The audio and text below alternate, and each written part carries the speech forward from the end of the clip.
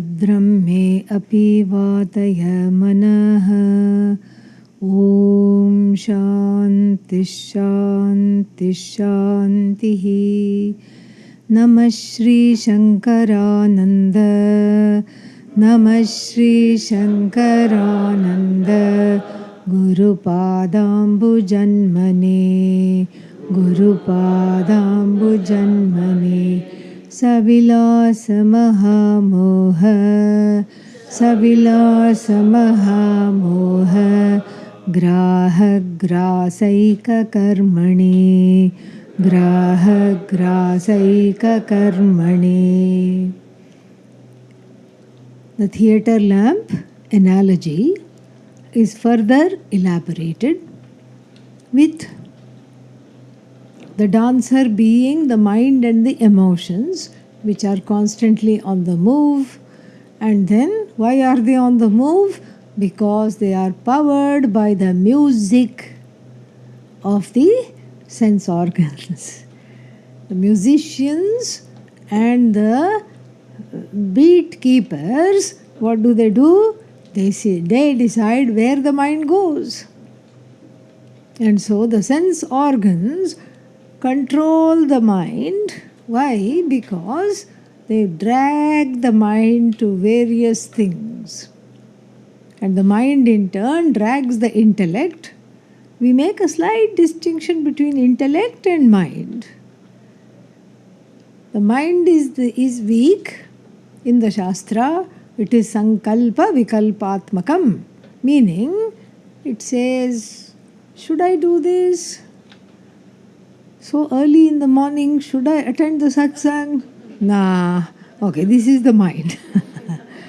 The buddhi is the resolute faculty which says, no, no, no, this is what I have come for and I am going to attend. So this is the buddhi. You see, there is a slight difference. So the sense organs colonize the mind because they keep reporting all these delectable things in the universe. The whole Jagat, they report. There, go there is something wonderful. Go here, there is something nice to see. Go there, you can, what is that?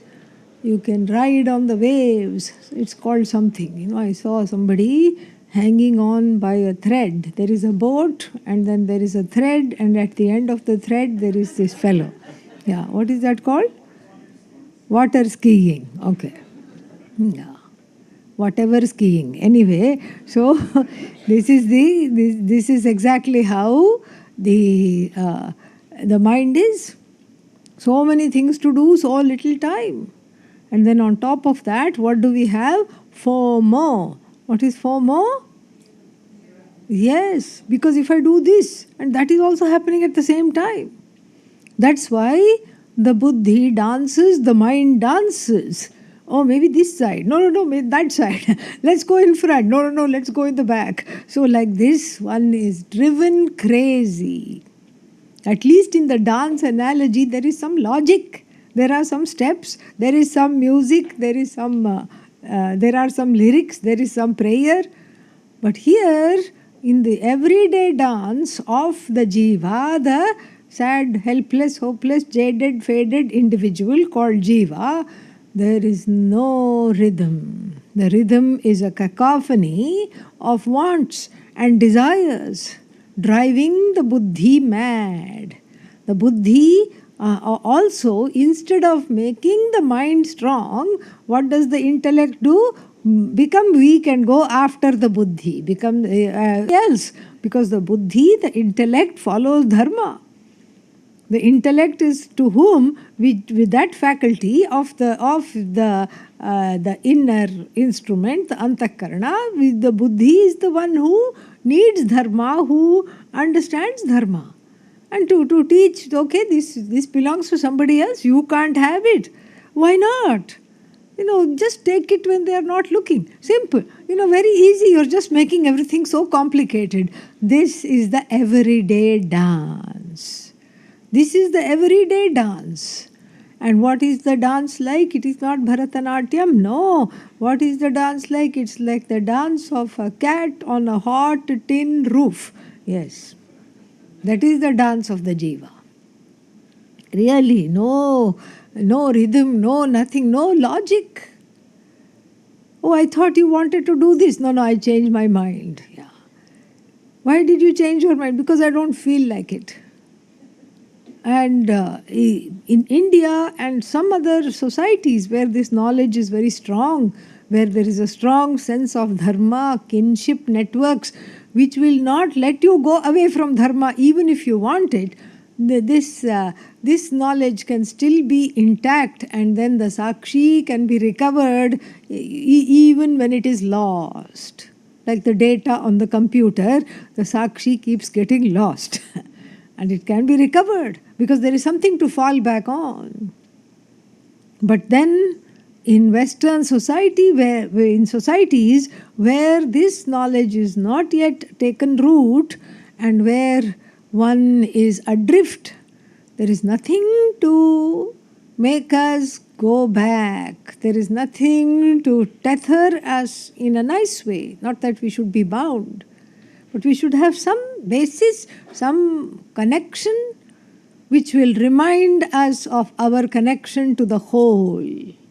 That is not there, because that was there in the ancient times, but we have gone very, very, very, very far away because we have let the buddhi and the mind take over the entire universe, and we have let the wants run the buddhi.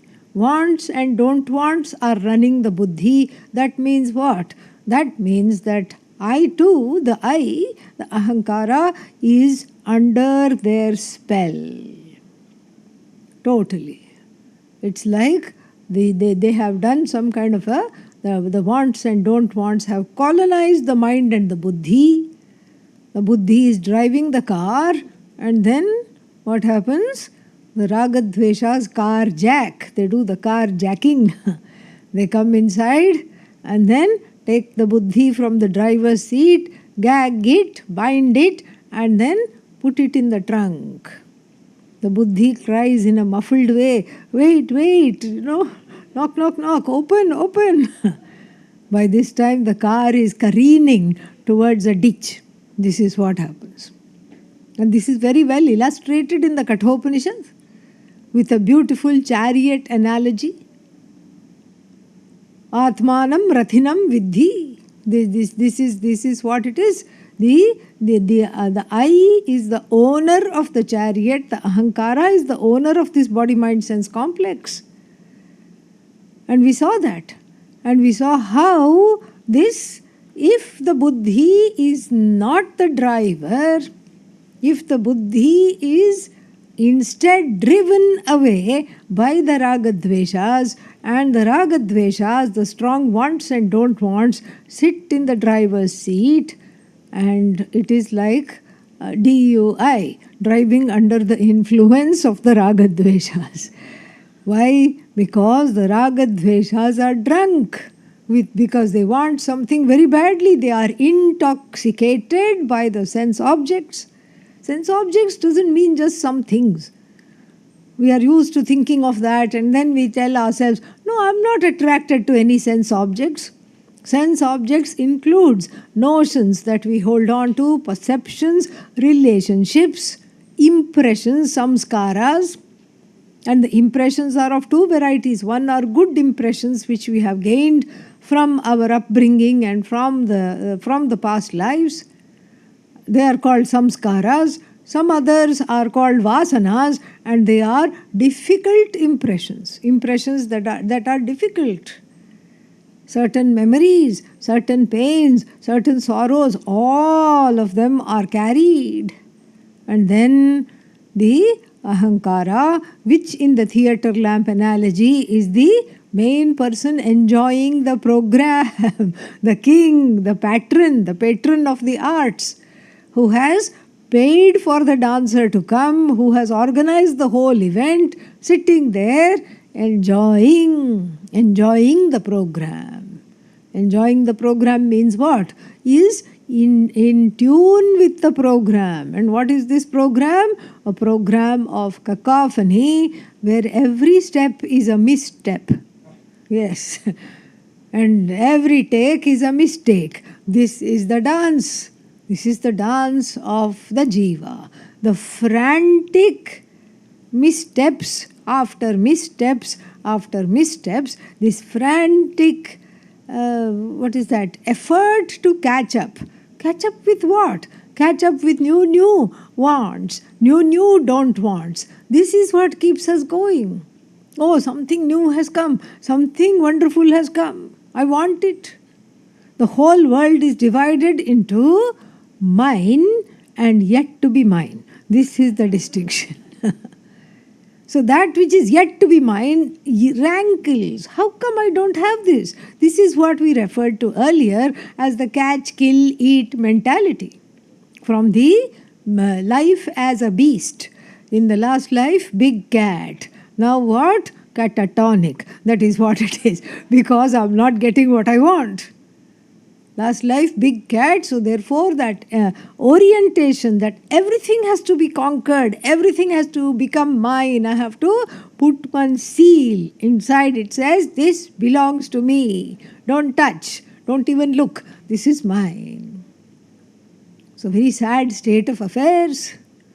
And compare our terrible dance that we are outlining right now, terrible dance, two left feet, stomping all over the Mother Earth, poor thing, and no wonder the Mother Earth cries silently because we are walking all over the grace. And this kind of a want and don't want, it's not just a small individual thing, but it's like it translates into a collective avarice, parigraha, a greed for controlling, killing, and all these kinds of things. And so we don't look after the environment. This is all connected. Our dance trashes the universe. Literally trashes the universe. We have polluted our rivers, we have polluted our air, we have polluted the ground which feeds us, on which the crops grow. They feed us, and we have trashed all of it. And what are we doing? Looking through the telescope for another planet to move to, because we have completely destroyed this one. And why have we destroyed it? Because we want more and more and more. We want more crops. Why? To sell. And to sell, what do we need to do? We have to produce more. To produce more, we have to get more and more land. Like this, each thing depends on the other thing, and as a result, we find ourselves at a crux of a global emergency. It's a dire emergency, it's an environmental emergency, it's a moral emergency, it's also a mental emergency. This is what it is. We are at a crux because we have come so far, we don't know how to retrace the steps back. And this is something which is important because it is connected to our daily lives. The family life is in shambles. The daily life is in shambles, and everybody is like the 9 planets not looking at one another. If you go to a temple, there are these 9 planets there, and then you circumambulate all the 9 planets, and then each of the planets, the way they are established, the way they are consecrated is that each planet should not look at the other. Because that is the problem in the individual horoscope. The Shani, we should call it horoscope, okay? Yeah. So in the individual horoscope, what is the problem? The Shani is looking at something it should not be looking at. Guru is looking at something. Shani is looking at something. Shani means Saturn is looking at something. And then Venus is looking at its enemy. Because the planets also have certain inimical and friendly relationships with one another. And so to establish a temple of the 9 planets, what do? We do it in such an ingenious way that they don't have to look at each other at all. They don't have to look at each other, they can just coexist without looking at each other. Wish the same was true in the ashram also, that we could coexist with the people that we don't like without looking at each other, but that option is not there. Why? Because the ashram is the place to retrace the steps back from this place of not just forgetting the steps, but coming up with our own missteps and daring to call it a performance, daring to call it a dance, daring to call it Jiva Yatra, a journey of the Jiva. And then how to come back? I don't know the steps. How to come back? That's where we have to look at the Lord of Dance. There he is, look, right next to Hanumanji, called Nata Raja, the Lord of Dance. Who is this Lord of Dance? Very interesting, very nice.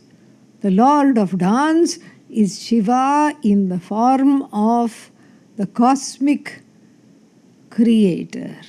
Shiva is usually associated with the one who resolves the universe, but then in a little known and little celebrated role, he also is the one who creates and sustains this universe in the form of a dance called Tandava. We don't know those steps. We don't know those steps. And so the Tandava is what? Keeping this universe in place. The manifest universe is Tandava, this dance in motion. It's a sacred dance in motion, and then the Tandava is vigorous. It's a vigorous dance. That's why you see his dreadlocks are flying. It's not nicely combed or kept in a ponytail or tied up.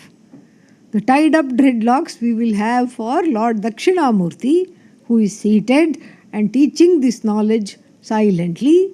But then this aspect of the creator of the universe has to do with motion, keeps everything going and keeps everything in motion, with complete and total dispassion.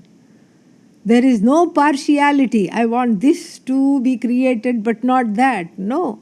The creation happens in keeping with the Jiva's own karma. So the Jivas first start knocking at the door of Lord Shiva. First there is no creation. Everything is in a place of repose. No dance. And then what happens? Sudden dance. Why? Not because Ishvara desired something. No.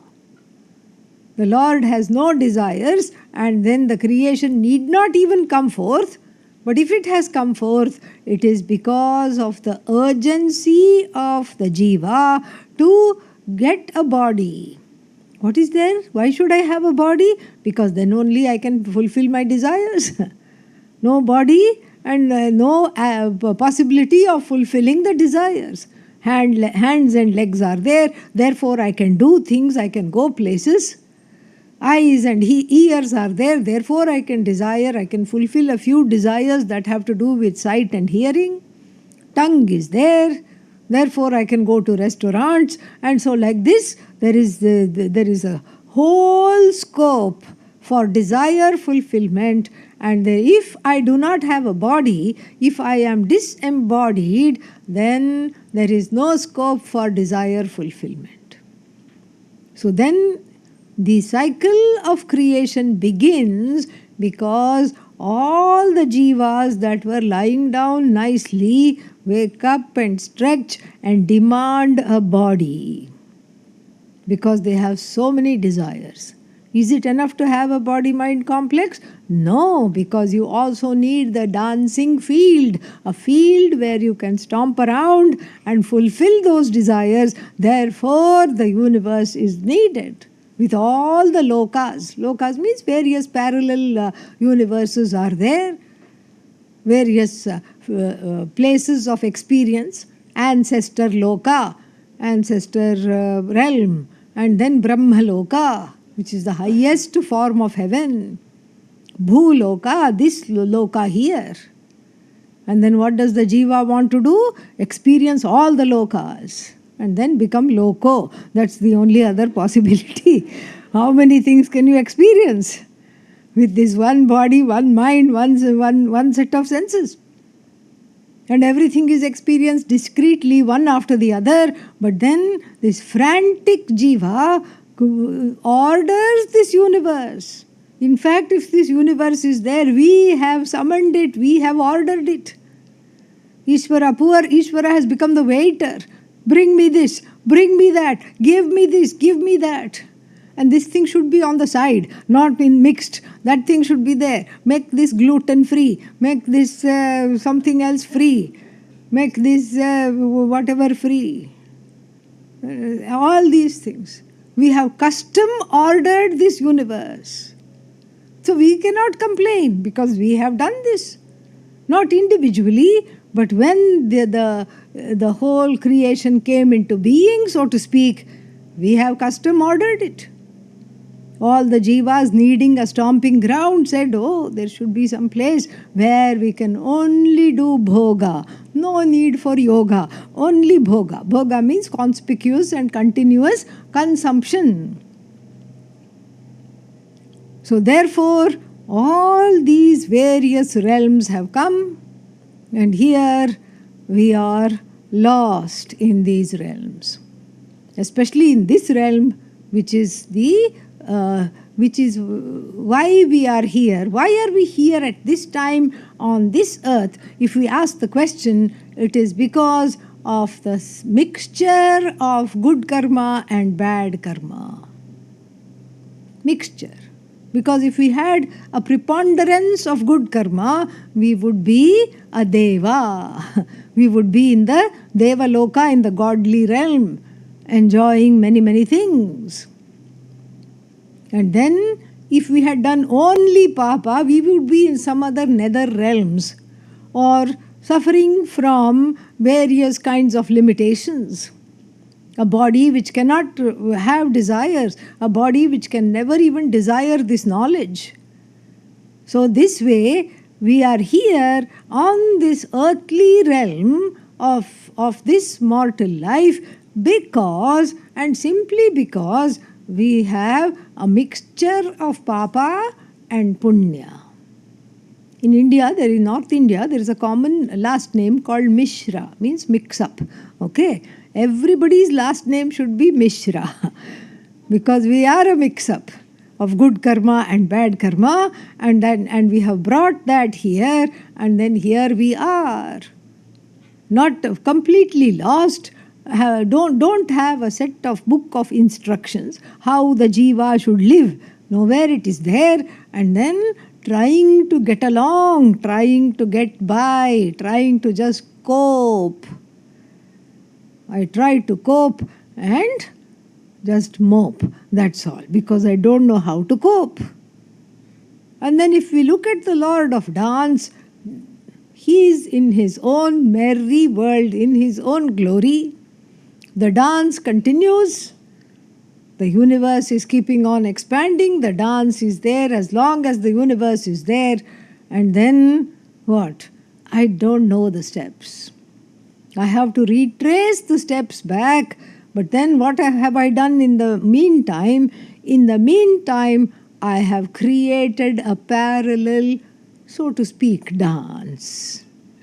My own dance, based on my own agenda, my own likes, my own dislikes, what I want, even if it is in opposition to everything else, even if it is in opposition to common sense, logic, even if it is inimical to me, my own body, mind, sense complex, my own goals, my own destiny, even if it is inimical to that, I have created this alternative, whatever I call dance. I say, you do what you want. This is a big world. I do what I want. I have my own steps. You have your own steps. You have weird steps. My steps are better than yours. Yes. This is the problem. This is exactly the problem because each step is a misstep. And the earth then becomes like a quicksand. Because with each misstep, I get further and further sucked into a world of entanglements. Ooh, not very nice. This is a very sticky situation. Now I have to vigorously initiate further steps in order to come out of this misstep, and then the further steps give me an even more sinking feeling because I have made the situation worse, worse and worse and worse. This is what happens. This is exactly what happens in the day-to-day life. First, I go after all the things. This is what I want. This sounds good. That is what I want. And then afterwards, oh no, what am I going to do with all this? How to be? And then same thing. This is in the world of objects, many missteps, keeping on getting things that you don't want, and going down the road of basically hoarding more than what is needed. This hoarding is a very interesting, samskara we have inherited from our past life as squirrels and chipmunks. Okay, yeah, hoarding, keeping on, yes, for a rainy day, for a wintry day. We don't know how to let go of it, sometimes even after sannyasa. My guru had one friend, another Swami, who was elderly and who used to sleep outside his hut, kutia, in Rishikesh. This was in the 60s in Rishikesh, and so very nice Swami he was, and very helpful also. And then in the morning he would complain, oh, aches and pains, the knee pain and shoulder pain and hip pain and back pain. And my guru said to him, Swamiji, I noticed that it is cold and you are sleeping outside of your hut. Please sleep inside of your hut. Why? No, it is full. Full of what? It's a small hut. It turned out that he was collecting boxes. Boxes of what? Empty boxes. Yeah. Tin boxes, cardboard boxes, and then metal boxes. And then he used to eat, not for himself. He was a sannyasi. What will he want all these boxes for? Box in Hindi language is called dabba, So Dabba Swamiji was his name. He was well known all over as Dabba Swamiji. What did he do with all these dabbas? He gave it to people. If somebody wanted to buy ghee, then he would give them 2 tin boxes. Please go 2 tin containers and please go do this. He had them in all sizes, and he had organized them better than Marie Kondo, this expert. This expert lady who just charges people to come and clean your house or whatever she does. Yeah. But as a result, what? Dabba inside, because it has to be protected from rain, cold and all these things. Swami outside. You see how this orientation is harmless. He was helping everybody. It was not for himself. And in India, in those days especially, those things were very difficult to get. Dabbas are difficult to get. Plastic covers are very difficult to get earlier on. Now it is, of course, sadly, the whole place is inundated with plastic. And it is the staple diet of all the cows, unfortunately. But then, in those days, every plastic cover was like a treasure. And one person came to me, and then they said that their grandma had passed away, and then they did all the final rituals and everything, and they said, we have to go take care of her place, some things she has, and we have to dispose it off. It was all under lock and key. So all the grandchildren and the children went with great anticipation because nobody had seen what was inside grandma's cupboard. Oh my God, she would have some nice things for all the grandchildren. We can distribute amongst ourselves. And then when the cupboard was finally opened, they were so disappointed. Because in this wonderful metal cupboard, lock and key, was, arranged plastic bags from size 0 to size 10 completely, yes. Whole cupboard plastic bag. This is what our dance is like. This is what is just hoarding, whether we need it or not. Some other time it will be of use. Some other time it will do this. In fact, one French author wrote a short story about this. It is called A Piece of String. And so there were two feuding people. It is in some located in medieval France. Two feuding people were there. Each one was looking at the other to complain about them to the authorities and get them in trouble. Two men were there, feuding men, always competitors in the business. And then what happened? One of them was a hoarder. And so what did he do? He was going through some whatever function that was there, some outdoor event. It had already wrapped up. But then he saw a piece of string, maybe like a shoelace, a small piece of string. He picked it up because that was his nature, rolled it up and put it in his pocket, thinking it will be of some use sometime, somewhere. When? I don't know. Why? I don't know. What are you going to use it for? I don't know.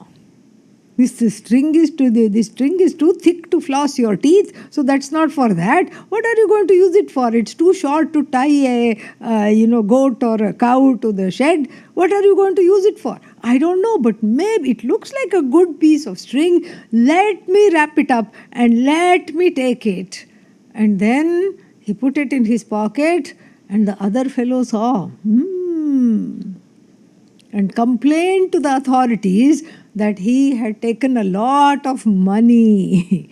He had stolen money that was there because, see, the man was feeling embarrassed to pick up the piece of string, so he just walked around it. This is the dance, you see. And then came back, and then walked around it the other way, came back, looked to the left, looked to the right, very surreptitiously, because he was a noble man, and to bend and pick up this piece of string, was very embarrassing. So quickly he did that surreptitiously, and then, people saw that dance, going, moving away, coming, moving away, going away like a crab, going this side, going that side, and then suddenly picking it up. And so then he complained to the authorities. Look, in those days no CCTV camera, but enough witnesses were there. They all spoke against him. And then he lost the court case. They took him to court, had a trial, and then all because of one piece of string. A piece of string, he was in jail, strung out. This is the situation. These, even though it looks very harmless, this kind of a hoarding of objects, etc., for a rainy day, for later, it's good to have something else, etc., etc., this can get us into trouble. Why? Because this is part of all the missteps in life. And same thing, when we look at the realm of relationships, this is also exactly the same situation. Same exact situation. The premise with regard to the missteps pertaining to the objects is the same as the premise with regard to how one enters various relationships. Same exact premise. What is the premise? I am insecure. I don't have. I need to get more. I need to have more love, more sense of connection, more people to appreciate me, more people to validate me. Who is thinking? One person is thinking. And the people with whom the person forges relationships, what are they thinking? They are thinking the same thing. I need more security. I need more people. I need these kinds of people, not that kind of people. But I thought these were your friends. Yeah, they were their friends. They were friends. Now what have they become? Toxic. This is a new lingo. Yeah. Every relationship is described as what? Toxic. Toxic means what? First I talked and talked, now I am sick. I'm sick of this person, that's what. To talk too much. This is toxic. And toxic means what? I have to get out of it. How are you going to get out? I'm going to stop seeing them. I'm going to go, what is that called? No more contact. And I'm going to get away from everything. And then what? I'm going to forge new relationships. And then in the beginning, it dazzles, just like a new broom. It is functional. It sweeps nicely. And then after that, what? Toxic. This is the missteps. This is exactly how we have failed ourselves. We have failed the buddhi and for which the intellect, for which has been given to us to really become serious and get ready to look at the truth of ourselves, to embrace that joy, that unbridled ananda, limitless ananda, that joy which I am, I have to inhabit. I have to wake up. I can't be sleeping. Sleeping means not awakened to the possibilities of this life, not awakened to my own destiny and what it has to offer. So therefore, retracing of the steps is necessary. That is part one of coming out of this horrible dance in which I am caught and exhausted, and then being in tandem with the steps of the Lord, Nataraja, is the second thing that we will discuss in the coming sessions. Om Purnamadav Purnamidam Purnat Purnamudachyate Purnasya Purnamadaya Purnamevavashishyate. Om Shanti Shanti Shanti. Harihi Om Shri Gurubhyo Namaha. Harihi Om.